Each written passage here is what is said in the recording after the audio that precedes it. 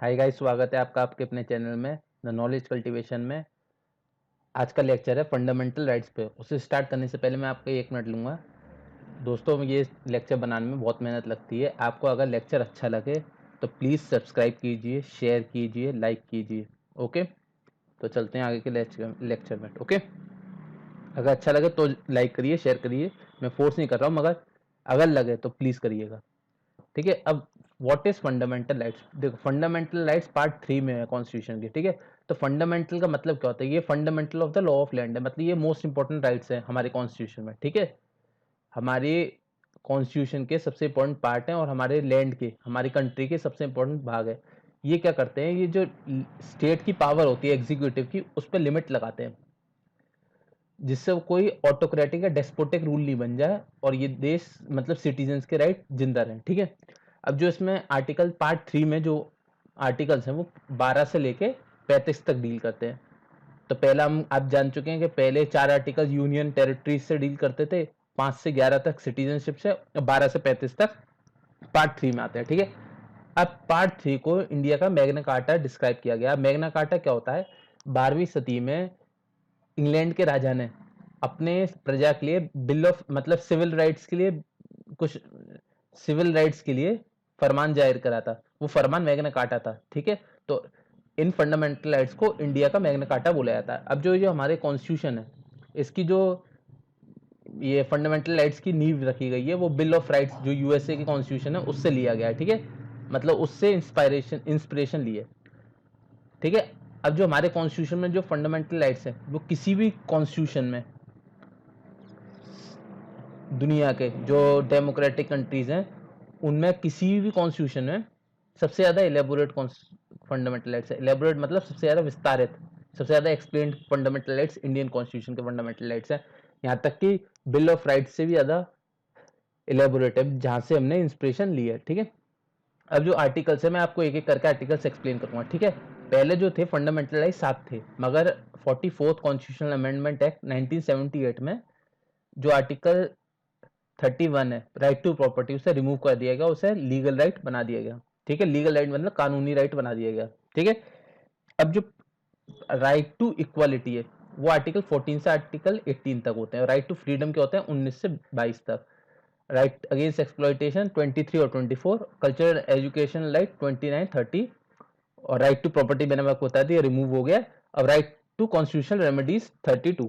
ठीक है, अब आपको मैं एक एक करके सारे आर्टिकल्स एक्सप्लेन करूंगा जिससे आपको ढंग से समझ में आ जाए। ठीक है, एक बार आप मेरा पूरा लेक्चर देख लेंगे, आपको किताब खोलने की जरूरत नहीं पड़ेगी। ठीक है, अब जो ये कुछ फंडामेंटल राइट्स की कुछ कैरेक्टरिस्टिक्स हैं जो इसे यूनिक बनाती है। ठीक है, बहुत सारे आर्टिकल्स हैं। अब फंडामेंटल राइट्स की क्या कैरेक्टरिस्टिक्स हैं कि ये जो आर्टिकल्स हैं ये जस्टिशिएबल है। जस्टिशिएबल मतलब इनको इनके कानूनन पालन करवाया जाएगा। ठीक है, ये राइट्स आपका कानूनन हक है। ठीक है, कुछ राइट्स सिटीजन्स के लिए, कुछ सबके लिए हैं, चाहे वो और कॉरपोरेशन हो, फॉरनर्स हो, सबके लिए अवेलेबल है। ठीक है, मगर इन पे भी एक एक्सेप्शन है कि ये एब्सोल्यूट नहीं है। एब्सोल्यूट मतलब जो राइट में लिखा है ये नहीं है कि वो पत्थर की लकीर हो गई। उसमें कुछ रीजनेबल रेस्ट्रिक्शंस लगाए जा सकते हैं कि पब्लिक ऑर्डर हो, मोरालिटी को डिस्टर्ब ना करे, ऐसे रीजनेबल रिस्ट्रिक्शंस लगा सकते हैं। मगर ये रिस्ट्रिक्शंस अगर किसी गवर्नमेंट ने लगा दिए, सपोज उन्हें हमारे राइट्स लेने के लिए गवर्नमेंट ने रिस्ट्रिक्शंस लगा दिए, तो ये रिस्ट्रिक्शंस जायज है कि नहीं, ये कोर्ट डिसाइड करेगा। ठीक है, अब आर्टिकल 12, आर्टिकल 12 क्या करता है कि स्टेट की डेफिनेशन करता है। स्टेट क्या होता है हम जानते हैं। अगर हम स्टेट गवर्नमेंट, जैसे स्टेट गवर्नमेंट हुई वो स्टेट काउंट होगी, सेंटर में सेंट्रल गवर्नमेंट स्टेट काउंट होगी। कोई भी एग्जीक्यूटिव अथॉरिटी मतलब जो डिसीजन ले सकती है सरकार की तरफ से, वो स्टेट में काउंट होती है। ठीक है, चाहे वो नगर पंचायत हो, चाहे डेवलपमेंट अथॉरिटी हो, कोई भी चीज जो गवर्नमेंट की तरफ से डिसीजन ले, गवर्नमेंट का पार्ट हो, वो स्टेट पे काउंट होगी। मगर सुप्रीम कोर्ट ने यह कही कि कोई भी प्राइवेट एजेंसी या कोई भी बॉडी जो स्टेट के बिहाफ में काम कर रही है वो भी स्टेट के अंदर काउंट होगी। ठीक है, अब आर्टिकल 13 क्या कहता है? कोई भी लॉ, अब कोई गवर्नमेंट ने लॉ बनाया, पार्लियामेंट ने, ठीक है, वो फंडामेंटल राइट्स को डिग्रेड कर रहा है या उसकी वैल्यू को घटा रहा है, ठीक है, ये उनका अनादर कर रहा है, उनको डिस्ट्रॉय कर रहा है, तो वो इनवैलिड कहलाया जाएगा। ठीक है, ये जो आर्टिकल 13 है ये कॉन्स्टिट्यूशनल रेमेडीज की पावर देता है। मतलब आप कोई भी अगर लॉ बनाया वो गलत है और जो फंडामेंटल राइट्स को हानि पहुंचा रहा है, तो आप इसको लेके कोर्ट में जा सकते हैं, ठीक है। अब right to equality, right to equality क्या कहता है, equality before law and equal protection of law, ठीक है। अभी दो तरीके, equality before law and equal protection of law. Means equality before law को मतलब क्या हुआ कि कोई भी दो लोग हैं, अब कोई ऊंचे पद पे कोई नीचे पद पे, दोनों को लॉ के सामने बराबर है। अब इक्वल प्रोटेक्शन ऑफ लॉ मतलब क्या हुआ, इसका एग्जांपल लेता हूं मैं, सपोज अब क्या हुआ, किसी चीज की सजा है, ठीक है, वो 10,000 रुपए, आपने कोई कानून करा, आपने कानून का पालन नहीं करा, आपको पेनल्टी लगेगी, वो 10,000 रुपए है, ठीक है। अब क्या हुआ, वो किसी गरीब के लिए तो 10,000 बहुत होगा, रकम हो गई, मगर किसी कॉर्पोरेशन के लिए वो 10,000 कुछ नहीं हुई, तो ठीक है। तो इक्वल प्रोटेक्शन ऑफ लॉ में क्या करा जाएगा कि गरीब के लिए तो उसको उसकी कीमत मतलब 5,000 रख सकते हैं वो, जिससे उसके लिए पड़े, और अमीर के लिए वो 50 लाख भी कर सकते हैं, ठीक है, जिससे बराबरी हो, इक्विटी हो, ठीक है। आर्टिकल 15 क्या कहता है, prohibition of discrimination on base of grounds of religion, race, caste, sex और प्लेस ऑफ बर्थ, मतलब आप किसी जने को इन बेसिस पर डिस्क्रिमिनेट नहीं कर सकते, ठीक है। अब आर्टिकल 16 क्या कहता है, equality of opportunities in matters of public employment, मतलब गवर्नमेंट जॉब्स में अपॉर्चुनिटी इक्वल मिलेगी, सबको बराबरी का हक होगा। आर्टिकल 17 क्या कहता है, अबॉलिशन ऑफ अनटचेबिलिटी, छुआछूत वगैरह ये सब नहीं होगा, ठीक है। आर्टिकल 18 क्या कहता है, जो टाइटल्स वगैरह होते हैं ना राजा वगैरह के, ये आर्टिकल 18 इन टाइटल्स को छीन लेता है, एक्सेप्ट मिलिट्री और एकेडमिक टाइटल्स। अब राइट टू फ्रीडम, आर्टिकल 19 से आर्टिकल 22 तक राइट टू फ्रीडम आता है। आर्टिकल 19 क्या कहता है, फ्रीडम ऑफ, ये 6 तरीके के राइट्स देता है, एक्सप्रेशन, स्पीच, मूवमेंट, रेसिडेंस और एसोसिएशन। एसोसिएशन फॉर्म कर सकते हो आप, ठीक है, स्पीच, मूवमेंट, रेसिडेंस, एक्सप्रेशन, मगर इन सब पे भी रीजनेबल रिस्ट्रिक्शंस वही लग सकते हैं, वो पब्लिक हेल्थ, मोरालिटी वगैरह के रीजनेबल रिस्ट्रिक्शंस लग सकते हैं। आर्टिकल 20 क्या कहता है, protection in respect of conviction of offences, और आर्टिकल 21 कहता है right to life and liberty. इसका सब पार्ट बनाता है article 21A, right to education, ये लाया गया था 86 कॉन्स्टिट्यूशन अमेंडमेंट एक्ट के साथ। ये 6 से 14 साल के बच्चों को फ्री में एजुकेशन दिलवाना सरकार का हक, का कर्तव्य है, ठीक है। आर्टिकल 22 क्या कहता है, प्रोटेक्शन अगेंस्ट अरेस्ट और डिटेंशन। अब जो आर्टिकल 20 और 21 है, बहुत इंपॉर्टेंट आर्टिकल है, मैंने इसको लास्ट में एक्सप्लेन किया हुआ है। ये दोनों ही आर्टिकल इमरजेंसी के वक्त भी सस्पेंड नहीं किए जा सकते, सिर्फ यही दो आर्टिकल हैं जो इमरजेंसी के वक्त भी सस्पेंड नहीं किए जा सकते हैं, ठीक है। अब राइट अगेंस्ट एक्सप्लॉयटेशन, अब उसमें दो आर्टिकल आते हैं 23 और 24।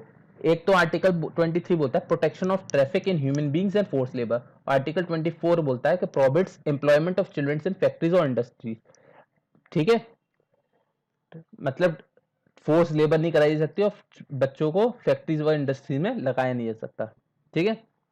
अब जो राइट आर्टिकल 25 से 28 तक कौन से डील करते हैं, right to freedom of religion.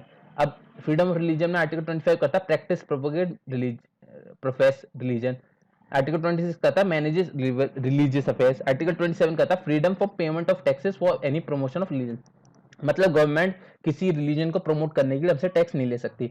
और 28 कहता है freedom from attending religious instructions of worship in education institute. अब इनको याद करने का एक मैंने ट्रिक बनाइए, जैसे आपको इसको अरेंज में याद करना होगा, 25 से 20, तो पी से याद होगा प्रैक्टिस, एम से मैनेज, टी से टैक्सेस, अब आपको याद होगा 27 टैक्सेस से रिलेटेड है, और 28 एजुकेशन। तो याद कर सकते हो पीएम को टैक्स चाहिए एजुकेशनल इंस्टीट्यूट फॉर्म करने के लिए, तो पीएम को टैक्स चाहिए एजुकेशनल इंस्टीट्यूट फॉर्म करने के लिए, ऐसे आप याद कर सकते हो, ठीक है, क्रोनोलॉजिकल ऑर्डर में।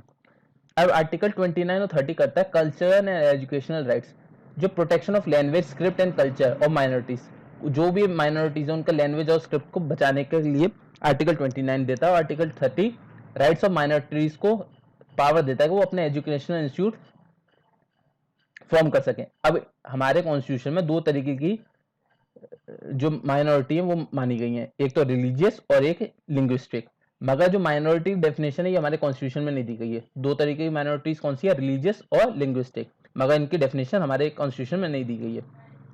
अब राइट टू कॉन्स्टिट्यूशन रेमेडीज क्या करता है, आर्टिकल 32 ये क्या करता है कि ये मैंने जो आर्टिकल 13 था कि अगर कोई भी लॉ से डेरोगेट करे, कोई भी लॉ बनाया जाए जो फंडामेंटल राइट्स का हनन करे, तो उसके लिए आप कोर्ट में जा सकते हैं। तो आर्टिकल 32 वो पावर देता है कि आप सुप्रीम कोर्ट डायरेक्ट जा सकते हैं अपने फंडामेंटल राइट्स को एनफोर्स कराने के लिए।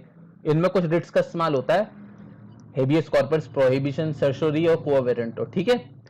और जो आर्टिकल 33 है मैंने इसमें एक्सप्लेन नहीं कर रखा। आर्टिकल 33 होता है वो जो डिफेंस फोर्सेज है उस पर अप्लाई होता है, ठीक है। आर्टिकल 34 मार्शल लॉ में अप्लाई होता है, ठीक है। अब चलते हैं आगे।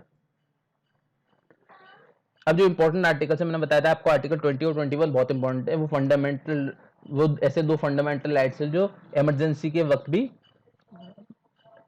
सस्पेंड नहीं होते हैं, ठीक है। तो आर्टिकल 20 क्या होता है? प्रोटेक्शन अगेंस्ट आर्बिट्ररी डिटेंशन और excessive punishment to accuse whether citizen of foreign और फॉरेन।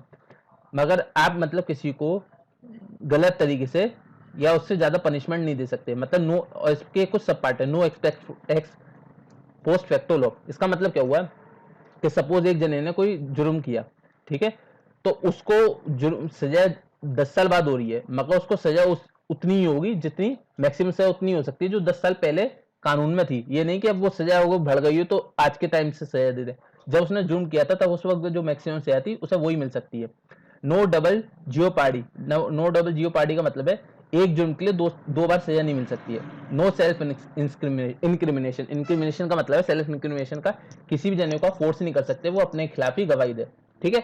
अब ये जो आर्टिकल 20 के जो पार्ट्स है, ये सारे जो तीन और पार्ट मैंने बताया एबीसी, ये सिर्फ क्रिमिनल लॉ के लिए अप्लाई होते हैं, सिविल लॉ के लिए अप्लाई नहीं होते हैं, ठीक है। आर्टिकल 21 करता है no person shall be deprived of his personal life और liberty except on procedure established by law. ये आर्टिकल सबसे इंपॉर्टेंट आर्टिकल आज तक, इसमें अभी भी एडिशन होते जा रहे हैं। इसमें क्या कहता है कि कोई भी पर्सन, कोई भी व्यक्ति अपने उसके राइट्स को आप नहीं छीन सकते, लाइफ का राइट और लिबर्टी का राइट, जब तक कि कानून उसे की इजाजत ना दे, ठीक है। अब ये कानून तो अगर आपने ऐसा कोई भी कानून ना दिया जो किसी के पर्सनल लाइफ और लिबर्टी को छीन रहा है तो ये गलत हो सकता है। तो आर्टिकल, ये इसका पहला केस हुआ था गोपालन, ए गोपालन केस। सुप्रीम कोर्ट ने 1950 में कहा कि कोई भी पर्सन, इसमें जो आर्टिकल में लिखा हुआ है कि अगर कानून ने इजाजत दे दी है तो हम आपकी लाइफ और लिबर्टी को छीन सकते हैं। ये बहुत नैरो डेफिनेशन इस्तेमाल कर ली थी सुप्रीम कोर्ट ने।